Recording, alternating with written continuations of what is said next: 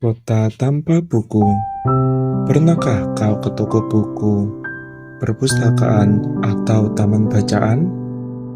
Tidakkah kau merasa istimewa ketika berada di dalamnya? Di sekelilingmu ada berbagai tokoh dari dunia nyata dan khayal, tempat yang pernah kau kunjungi dan yang belum. Informasi dan cerita dari masa lalu, masa kini, dan masa depan. Semua berpadu, semua berada dalam genggamanmu. Saat berada di antara buku, tidakkah kau merasa menjadi raja dan ratu? Ruang dan waktu seolah menyatu tanpa batas. Kau bisa terbang melintasi sekat negara dan melewati berbagai zaman. Kau bisa menyelam ke dalam samudera, melayang di angkasa, bercanda dengan aneka satwa, dan berkelana di tengah padatnya kota, juga di rimba raya. Kau tahu, buku adalah jendela dunia, kunci pengetahuan, dan pintu wawasan. Muhammad Hatta, sang proklamator, berkata, "Aku rela dipenjara, asalkan bersama buku, karena dengan buku aku bebas." Melalui buku, manusia terbebas dari ketidaktahuan. Tempat-tempat yang dipenuhi buku adalah harapan berkembangnya pengetahuan dan wawasan. Apa jadinya jika kota tanpa buku?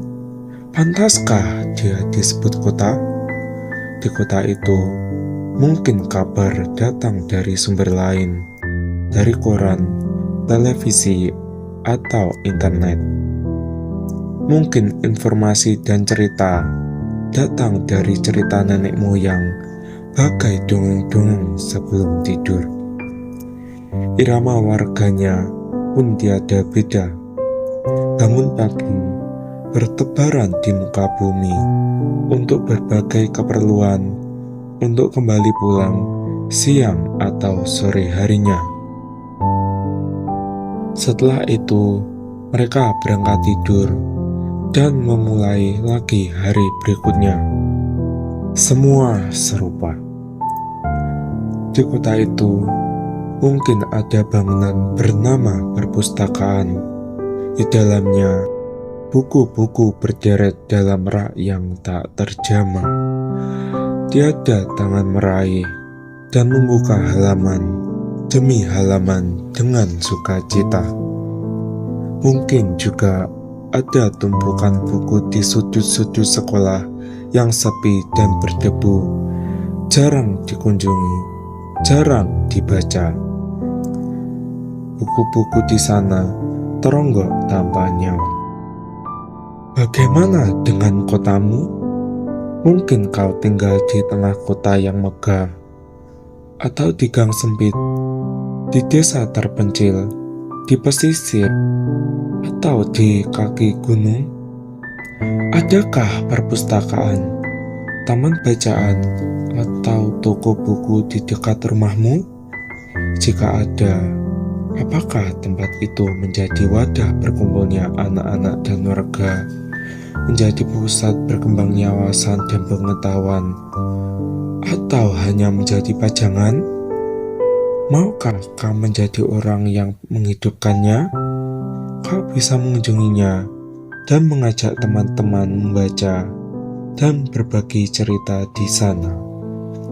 Jadikan tempat itu sumber kegembiraan dan pengetahuan. Jika tempat itu belum ada, maukah kau menjadi orang yang mulai menghadirkannya? Kau bisa memulainya dari sebuah sudut di teras rumahmu. Ajak teman-temanmu mulai langkah baru.